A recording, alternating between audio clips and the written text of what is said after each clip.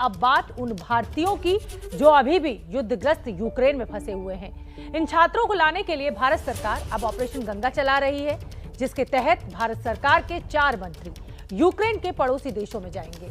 सारे भारतीयों को बॉर्डर देशों जैसे हंगरी, रोमानिया और पोलैंड जाने को कहा गया है, जहां पहले से ही भारतीय दूतावास के अधिकारी तैयार हैं।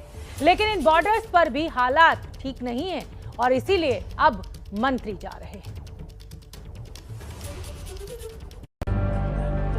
शून्य से नीचे के तापमान में ठिठुरते ये भारतीय छात्र हैं, जो पोलैंड यूक्रेन बॉर्डर पर फंसे हुए हैं। बॉर्डर की दूसरी तरफ से कोई जवाब नहीं मिल रहा और इधर यानी यूक्रेन की तरफ से प्रताड़ना भी सहनी पड़ रही है। ये छात्र लगातार सरकार से मदद की गुहार में लगे हुए हैं। हालात इसलिए ज्यादा खराब है क्योंकि मौसम बहुत सर्द है। आरोप है कि बॉर्डर पर छात्रों की मदद के लिए कोई मौजूद नहीं है। यहाँ कल रात 10 बजे से स्टक हैं इस लाइन में।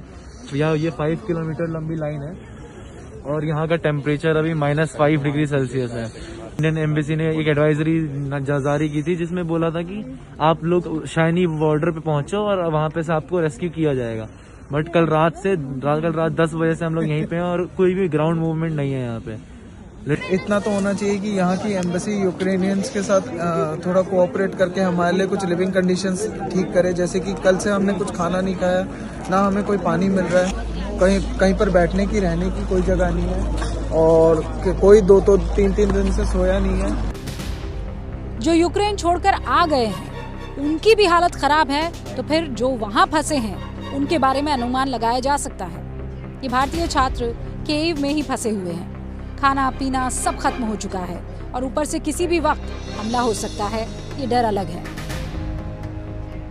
हमारी 24 की फ़्लाइट थी और हम कीव में आए थे और एयरपोर्ट के बाद हम लोग को उसके बाद हम एम्बेसी के पास हैं और यहाँ पे खाने की बहुत दिक्कत है। हम लोग को खाने की बहुत शॉर्टेज है और 3 दिन हो गए हमें यहाँ पे, ना तो कोई फ़्लाइट जाने की है और काफ़ी ज़्यादा डिफ़िकल्टीज़ हैं। और हम भारत सरकार से निवेदन करते हैं कि हमें जल्दी से जल्दी इवैक्यूएट किया जाए। 3 दिन से तो हम सेफ थे, लेकिन आज वो बोल रहा है कि यहाँ पे बॉम्ब वगैरह कभी भी फट सकते हैं। तो उन्होंने बोला कि तुम जाओ यहाँ से, तुम अपने रिस्क पे जाओ। उन्होंने हेल्प करने से मना कर दिया है। सो प्लीज़ आई रिक्वेस्ट कि सभी प्लीज़ इंडिया गवर्नमेंट हेल्प करें।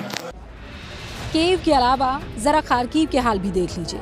ये वीडियो यूक्रेन के खार्किव से पंचकुला के मेडिकल स्टूडेंट सिद्धांत ने भेजा है। सिद्धांत एक मेडिकल स्टूडेंट है। सभी छात्र हॉस्टल के बेसमेंट में बंकर बनाकर पिछले 5 दिनों से रह रहे हैं।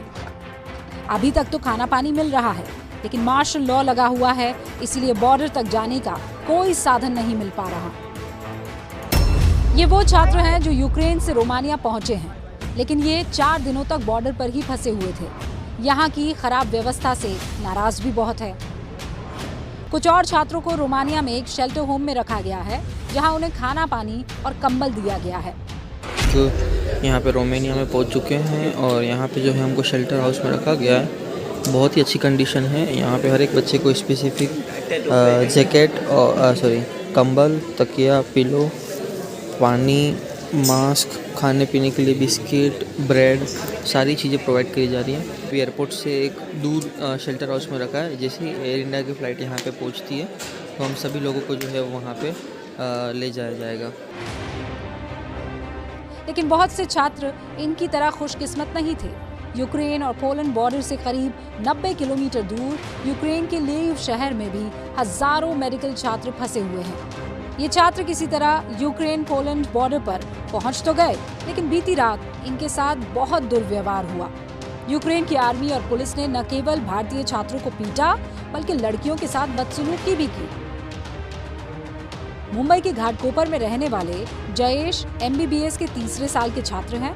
अपने दोस्तों के साथ वो 90 किलोमीटर की दूरी तय करते हुए पोलैंड बॉर्डर पर पहुंचे, लेकिन यूक्रेन की सेना और पुलिस ने उनके साथ बदसलूकी की, जिसके बाद वो वापस अपने हॉस्टल लौट आए। माँ और पिता का रो रो कर बुरा हाल है। वहाँ पे सेकंड नाइट को उनको बहुत मारा गया। लड़की लोगों के साथ बहुत गलत व्यवहार किया, इतना गलत हो गया उनके साथ। गाड़ी उनके ऊपर डाल रहे थे, गन पॉइंट पे लेके उनको मारने के लिए गए। वो सब देख के बहुत बच्चे लोग डर गए। तो थर्ड डे वो वहां से निकले वापस, वो बोले कि हम लोग अपने हॉस्टल में तो भी रहे, यहाँ पे ठंड के मारे हम लोग -डिग्री में है, ना वो खाना दे रहे ना पानी है, कुछ भी नहीं। इस बीच जिनकी किस्मत अच्छी है वो वापस वतन लौट आ रहे हैं। ये आज सुबह की तस्वीरें हैं जब यूक्रेन में फंसे भारतीयों को लेकर दिल्ली एयरपोर्ट पर विमान उतर आया। दिल्ली एयरपोर्ट पर आज उत्सव जैसा माहौल था। अपने बच्चों का स्वागत करने के लिए लोग फूल माला और गुलदस्तों के साथ मौजूद थे और बच्चों से मिलकर भावुक भी हो रहे थे। ज़्यादा खुश हूँ and I thank the Indian government कि हम सबको टाइम से उन्होंने रेस्क्यू कर लिया। बट आई प्रे कि अभी बहुत बच्चे वहाँ पे हैं, उनके लिए और एफर्ट्स डाले जाएं and specially Kyiv and Kharkiv वाला एरिया जहाँ पे लोग अभी हमारे ही दोस्त बंकर्स में फंसे हुए हैं, they don't have any means of connection कि वो बता भी पाएं कि उनकी सिचुएशन कैसी है। यहाँ पे हमारे लिए गाड़ियाँ भेजती थी, बसें भेजती थी, तो हम बैठ के उसमें आ गए थे। जो बेसिक सुविधाएं हैं वो नहीं है, बिल्कुल भी पानी की नहीं है, बाथरूम की सुविधाएं नहीं है, बिल्कुल भी वहाँ पे बॉर्डर पे बहुत बुरे हालात हैं। ऐसे ही बच्चे रोडों पे सो रहे हैं, बिल्कुल ही गाड़ियों में और फर्शों पे गिरे हुए हैं और सामान तो छूट गए हैं, कुछ भी ना खाने की ना पीने की, बस जान बचा के भाग रहे हैं। बस मैं बहुत खुशकिस्मत हूँ कि मैं 14 घंटे वहाँ खड़े रहने के बाद निकल पाई हूँ वहाँ से, पर अभी भी वहाँ पे मेरी यूनिवर्सिटी के 1300 से 1400 लोग वहाँ मौजूद है और बाकी यूनिवर्सिटीज के भी बहुत सारे स्टूडेंट्स वहाँ खड़े हुए हैं। लेकिन अभी भी हजारों की संख्या में छात्र यूक्रेन में फंसे हैं और जब तक आखिरी भारतीय वापस नहीं आ जाता तब तक सरकार को पूरी कोशिश करनी होगी।